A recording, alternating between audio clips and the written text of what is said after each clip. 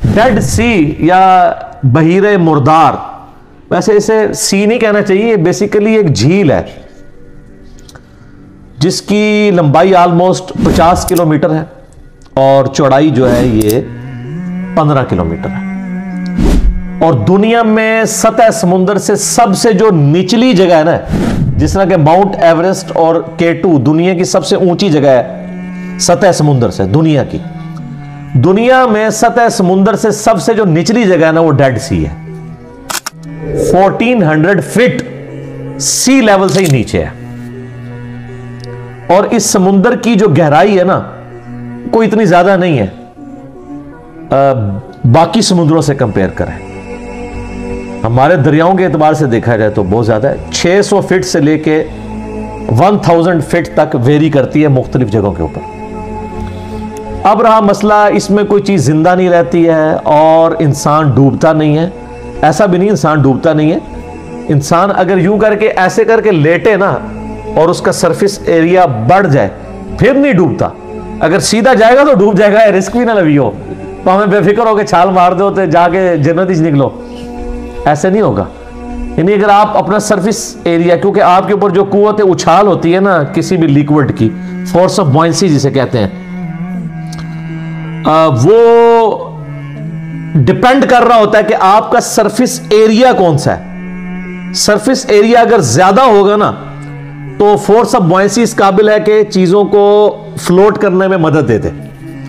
इसीलिए आप देखते हैं कि बहरी जहाज नहीं डूबते और सुई डूब जाती है। सर सुई भी नहीं डूबेगी, आप सुई को जमीन पर यूं चपटा करें और उसकी एक छोटी सी प्लेट बना के उसको रखें जरा पानी पे, क्योंकि उसकी सरफेस की जो एरिया वो बहुत थोड़ा होता है, उसकी वजह से उस पर जो फोर्स ऑफ बॉयंसी लग रही है वो इस काबिल नहीं कि उसको तैराकी करवा सके, फ्लोट करवा सके। अर्शिमीदेस प्रिंसिपल हमने बचपन में पढ़ा हुआ है, मैट्रिक लेवल के ऊपर भी। बाकी साइंस तो पूरी की पूरी फ्लोटिंग बॉडीज की उसी के ऊपर डिपेंड कर रही है। अर्शिमीदेस ने ये चीज दरियाफ्त की थी और ये यानी कबल मसीह की बात है, नबी इस्लाम से भी पहले की, कि जो भी बॉडी किसी फ्लूइड में रखी जाती है, चाहे वो पानी में रखी जाए या एयर में, तो जो Newton's third law of motion है कि हर अमल का एक रद्द-ए-अमल होता है, तो वो अमल तो एक कर रही होती है ना, यानी अंडर ग्रेविटी अपने वेट की वजह से चीज पानी में डूबने की कोशिश करती है, उसकी वजह से पानी के ऊपर एक फोर्स नीचे की तरफ लगाती है, तो इसका रिएक्शन क्या होगा कि पानी भी उतनी फोर्स ऊपर की तरफ लगाएगा। इसी प्रिंसिपल के ऊपर आपके जहाज भी उड़ रहे हैं। अब वो जो पानी ऊपर की तरफ फोर्स लगा रहा है, अगर तो वो कम है उसके वेट से तो वो चीज डूब जाएगी, और अगर वो उसको बैलेंस किए हुए है तो वो चीज फ्लोट करेगी। बहरी जहाज इसलिए फ्लोट करते हैं, उनका एरिया देखें ना कितना बड़ा होता है, एक जगह पे वजन नहीं है। वैसे तो आप एक कॉइन रख दें मेटल का, वो डूब जाएगा। बहरी जहाज क्यों नहीं डूबता? वो तो हजारों टन वजनी होता है, उसका सरफेस एरिया बहुत ज्यादा होता है, और उसके ऊपर जो वो इंजेक्ट हो रही होती है फोर्स नीचे से, उसका जो सेंटर है उसे कहते हैं सेंटर ऑफ प्रेशर। जिस तरह सेंटर ऑफ ग्रेविटी होता है ना किसी चीज का मरकज, उसके मैस का, तो जो फोर्स पानी लगा रहा है उसका सेंटर ऑफ प्रेशर है। अगर centre of gravity centre of pressure से नीचे हो तो चीज डूब जाएगी, अगर centre of gravity centre of pressure से ऊपर हो तो चीज तैरना शुरू कर देगी। ये सिंपल सी एक चीज है। और वो फोर्स कितनी लगती है वो अर्शिमीदेस ने कैलकुलेट की थी कि जो चीज पानी में रखी जाती है वो जितना पानी डिस्प्लेस करती है, यानी आप कोई चीज पानी में रखे तो उसके से पानी साइड पे हटता है ना, तो जितना पानी वो हटाती है ना उसका जो वजन है ना उसके बराबर उसके ऊपर फोर्स लगती है, वो कैलकुलेट हो जाती है। ये सिंपल एक चीज है। तो बहरे मुर्दार में भी ये नहीं है कि आप छलांग मार दें तो आप बच जाएंगे, नहीं। आप अगर यूं करके लेटे ना तो फिर वो उसकी ग्रेविटी इतनी है कि वो आपको तैरने में मदद देगी, कि डेंस पानी है। आम पानी जो है उसकी स्पेसिफिक ग्रेविटी होती है 1 kg पर लीटर, यानी 1 लीटर पानी हो ना उसका वजन 1 किलोग्राम होता है, ये स्टैंडर्ड माना गया है। दूध जो है ना वो किलो में नहीं लेना चाहिए, क्योंकि दूध भी ऑलमोस्ट 90% पानी होता है ना, खुद भी, बाकी 10% आप लोग डाल देते हैं, कुछ भी है तेरे महबूब की उम्मत से है। तो इसलिए वो किलो भी दूध हो या लीटर दूध हो तो बराबर होगा। लेकिन अगर एक्चुअली देखा जाए ना तो दूध को ज्यादा डेंस है उसकी निस्बत। तो 1 लीटर जो दूध है ना, उसका वजन 1 लीटर पानी से ज्यादा बनता है। 1 किलो नहीं बनता, उससे थोड़ा सा ऊपर बनेगा। लेकिन हम जाके गलतुल आम हम कहते हैं 1 किलो दूध दे दो। तो पानी जो है ये एक स्टैंडर्ड है, इसकी 1 मानेगी डेंसिटी। इसी से सब कुछ मापा जाता है। गोल्ड की जो है वो ऑलमोस्ट 19.3 के करीब है, कितनी ज्यादा है।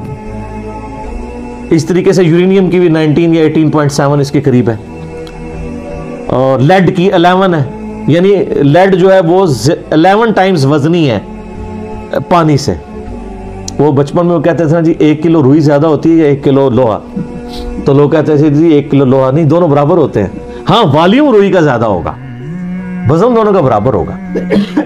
इसको यूं समझें कि अगर एक कॉइन गोल्ड का लिया जाए और एक कॉइन लिया जाए लोहे का, एक साइज का, तो गोल्ड वाले का वजन लोहे वाले से डबल होगा, लेड का 1.5 गुना होगा, क्योंकि वो ज्यादा डेंसिटी है उस मटेरियल में, इस वजह से। तो अब बहरे मुर्दार में आ जाए। बहरे मुर्दार का जो पानी है ना जी, वो पानी उसमें 10 टाइम्स ज्यादा नमकियात है एज कंपेयर टू बाकी पानियों के।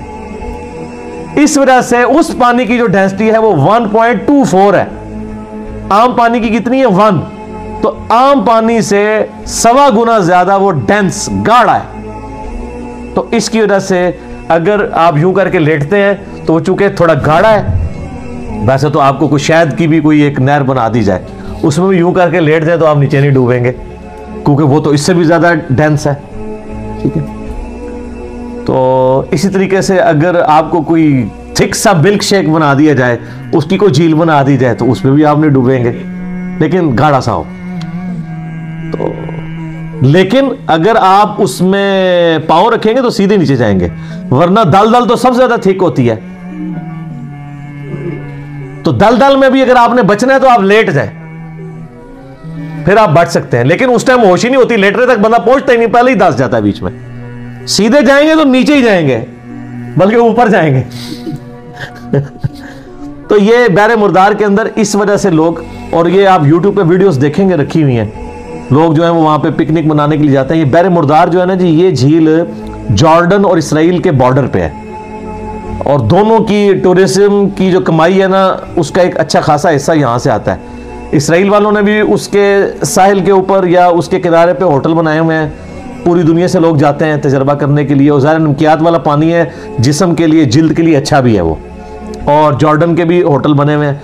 यूट्यूब पे आप जाएं तो कई किस्म की वीडियोस रखी जिस पे लोगों ने प्रैक्टिकली फिजिकली तजर्बा करके, और उसमें एहतियात करें जो मर्दों वाली वीडियोस हैं वही देखें, वरना तो औरतों की बड़ी अजीबोगरीब वीडियोस भी खुल जाती हैं। तो उसमें उन्होंने पूरा वो करके तजर्बा करके बताया हुआ है, और कि भी कितना ये डेंस है इसका पानी के बंदा नहीं डूबता।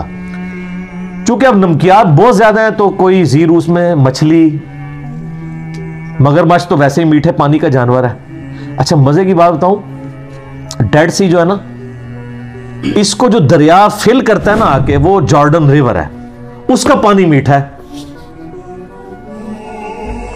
ये इतना ज्यादा नमकीन है, जिन्नात की वजह से नहीं, बेसिकली उसकी बेसमेंट में ऐसी रॉक्स हैं और इर्द गिर्द ऐसी रॉक्स हैं जो नमक की रॉक्स हैं।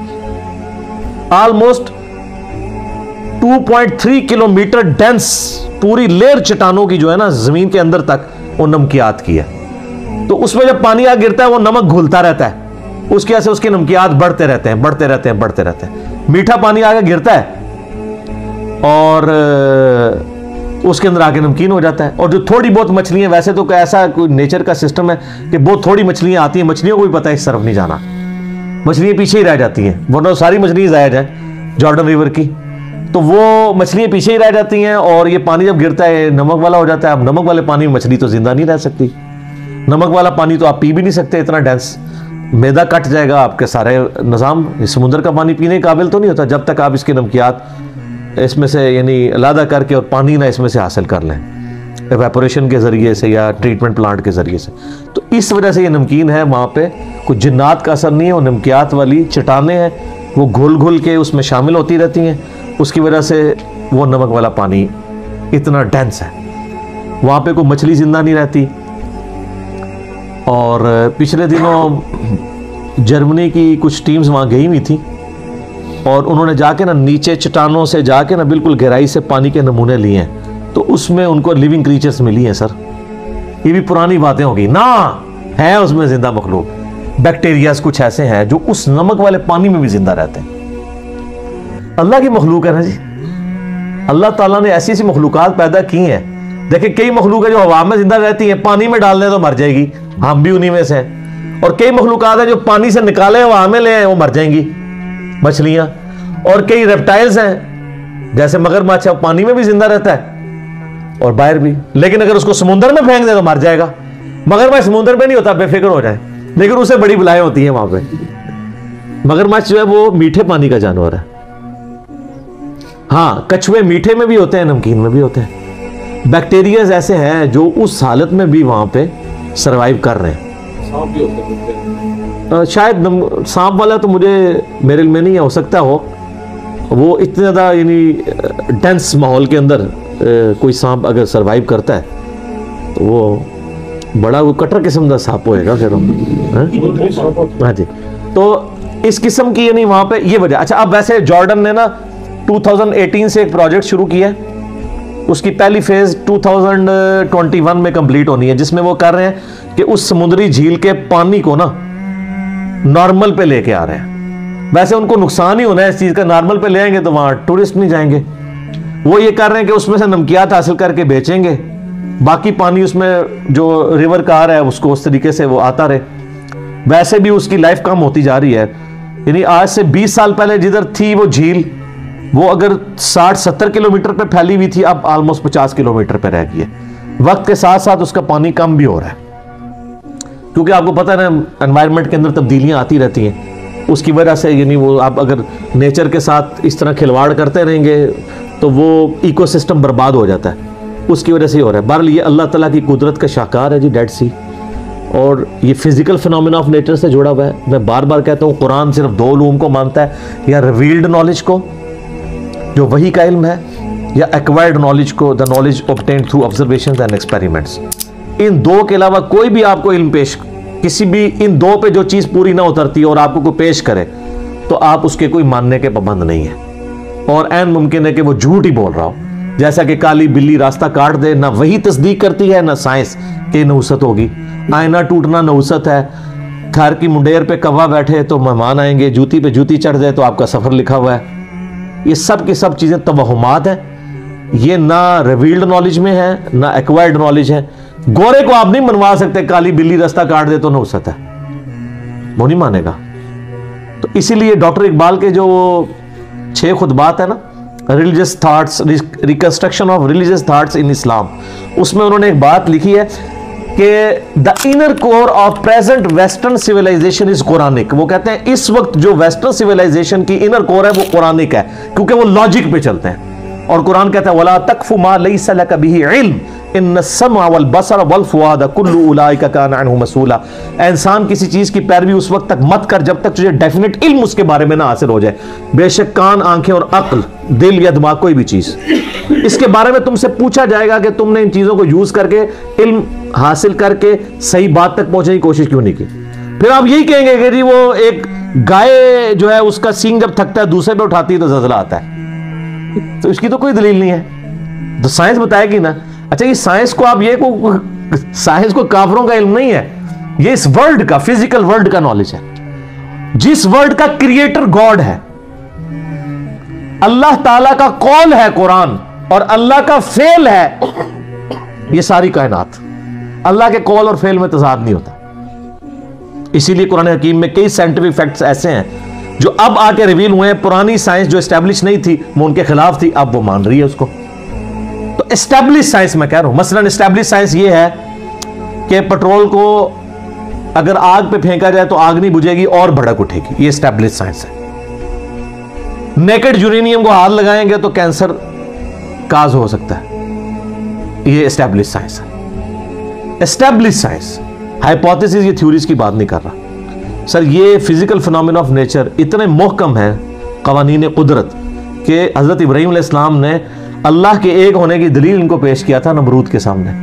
कि मेरा रब वो है जो मशरिक से सूरज निकालता है, तो अगर रब है तो मगरिब से निकाल। ये physical phenomena of nature, definite मोहकम कवानीन कुदरत की मिसाल दी थी। तो कोई भी दुनिया में आपके पास बात आए तो दो नॉलेज पे उसको चेक करना है, दो में से एक भी उसकी तस्दीक कर दे तो वो डेफिनेट है, या रिवील्ड नॉलेज उसकी तस्दीक करे या एक्वायर्ड। और अगर खुदा ना खास्ता कोई ऐसी सिचुएशन आ जाए कि रिवील्ड और एक्वायर्ड नॉलेज टकरा जाए, तो फिर आप एक्वायर्ड नॉलेज को छोड़ेंगे, रिवील्ड नॉलेज को लेंगे, क्योंकि एक्वायर्ड नॉलेज बहरहाल इंसानी कोशिश है, बाज़ औक़ात वो चीज़ें वक्त के साथ साथ इंसान लर्न करता है। तो कई एक चीज़ें जो पुराने साइंटिस्ट को नहीं मालूम थी, ना हमारे बुजुर्गों को मालूम थी। वैसे इस साइंस के इल्म ने हमारे बुजुर्गों के साथ भी बहुत बुरा किया है, और उन्होंने क्या करना था, ज़्यादा मेरे ही वजह से बुरा हो गया कि मैंने वो चीज़ें पब्लिक के सामने रख दी कि आप लोगों का ये दावा है कि हमारे बुजुर्ग जो हैं ये मसल्ला उठाते हैं तो नीचे सातों ज़मीनें देखते हैं, और ऊपर निगाह उठाते हैं तो लोहे महफूज तक चले जाते हैं। तो आपके बुजुर्ग जो है वो तेल क्यों नहीं ज़मीन में दरियाफ्त कर सके? तेल तो 250 साल पहले सर एडवर्ड ने दरियाफ्त किया है पेंसिल्वेनिया अमेरिकन स्टेट में, 1853 में पहला कुआं निकला। तो वो किसी रहमतुल्लाह अलैह किसी बुजुर्ग, वैसे ये लगा है कि उसकी मुट्ठी दाढ़ी थी, सर एडवर्ड की मुट्ठी दाढ़ी है पूरी, और रखी है ना यूट्यूब पे होती है, तो देख लो। तो ये उसने दरियाफ्त किया, आप लोगों ने तो दरियाफ्त नहीं किया। ये पहले जो जिस तेल का जिक्र मिलता है ना हमें हदीस की किताबों में, वो तो जैतून का तेल, सरसों का तेल, खाने वाला तेल, वही दियों में भी इस्तेमाल होता था, और वही जो है वो खाने के लिए भी इस्तेमाल होता था। अब रहा कि नबी अलैहिस्सलाम को अल्लाह ताला ने क्यों नहीं सिखाया? इसलिए कि नबी अलैहिस्सलाम हमारे दुनिया के इमाम, दुनिया के साइंटिफिक फील्ड के एतबार से इमाम नहीं, हदायत के इमाम बना के भेजे गए। और मुस्लिम शरीफ में 4 हदीसें हैं, अंतुम आलमु बि अमरी दुनियाकुम, दुनिया के कामों को अपने तजर्बे से तुम मुझसे बेहतर समझते हो। और उसमें अल्फाज हैं कि जो चीज़ मैं अल्लाह के रेफरेंस से तुम्हें बताऊं उसको उसी तरीके से रहो, जो मैं अपने एक्सपीरियंस से तुम्हें कोई बात बताऊं तो वो तुम खुद देख लिया करो, क्योंकि अपने कामों को बेहतर समझते हो। क्यों? वो उस हदीस में था कि बेसिकली नबी अलैहिस्सलाम ने वो ग्राफ्टिंग करते हुए देखा था, पैवंदकारी खजूर की हो रही थी। आपने कहा अगर ये ना करो तो क्या है, तो फसल कम होगी। तो उन्होंने कहा या रसूल आपने फरमाया मैंने मना नहीं किया था, मैंने सिर्फ पूछा था कि अगर ना करो तो क्या है, तो फसल कम हो गई। तो आपने फरमाया तुम दुनिया के कामों को बेहतर जानते हो, क्योंकि नबी अलैहिस्सलाम का सारा एक्सपीरियंस जो है वो भेड़ बकरियां पालने का था, ये नहीं था। और ये देखें ये नबी अलैहिस्सलाम की कितनी हक गोई है, और इस पे सही मुस्लिम में आपको बाब मिलेगा कि किन कामों में नबी अलैहिस्सलाम की इताअत वाजिब है, किस में नहीं है। वो नबी अलैहिस्सलाम खुद क्लियर कर गए, तो खाम खा इन चीजों में। लेकिन आपके तो बुजुर्गों के बारे में दावा है कि वो इतनी दूर दूर देखते हैं, ठीक है, और सब कुछ जनाब उनसे छुपा हुआ नहीं है, और कहते नहीं मुसल्ला उठाते हैं सोने दी काना ही काना। एक काना ही काना ने तो लोगों ने चंदे क्यों मंगते हो? फिर पाकिस्तान का कर्जा ही उतार दो यार, एक बुजुर्ग का मुसल्ला चुक के। कुछ भी नहीं हो सकता सर, दुनिया बकदर एफर्ट है, एफर्ट पुट करनी पड़ेगी। और मैं आपको बताऊं, मैं तो गवर्नमेंट से कहता हूं कि एक बार ये एफर्ट परफॉर्म कर दी जाए कि ये जो कहते हैं ना बुजुर्ग उड़ लेते हैं, बुजुर्ग ये कर लेते हैं, इन सारों को मुनारे पाकिस्तान पे चढ़ाएं और सारे मीडिया को सामने बुलाएं कर ये देखो केड़ा केड़ा उड़ता जे, उड़ के किथे पहुंचेगा, लैंड किथे करेगा, जाहिर आखिरत ही जाके लैंड करेगा। और ये जो इनके इतने दावेदार बने, मैं इनको भी कहता हूं, आप लोगों को अपने बुजुर्गों पे इतना एतमाद है ना, तो हम आपको अपने बुजुर्गों समेत बोइंग 747 पे बिठाते हैं और पायलट को कहते हैं तू तो भाई बिस्मिल्लाह पढ़ के ना पैराशूट खोलते निकल। बुजुर्ग जो कॉकपिट जाके ना वो जहाज उड़ा के दसन, जो निगाह मार के उड़ाते हैं, और सीट पे बैठ के भी नहीं उड़ा सकते। तो इनके अपने मरीज भी बैठने से इनकार कर देंगे, उनको पता है कि कहीं और ही लैंड करेगा जाके। अभी आप लोगों को दूसरी तरफ लगाया हुआ है, ठीक हो फिर।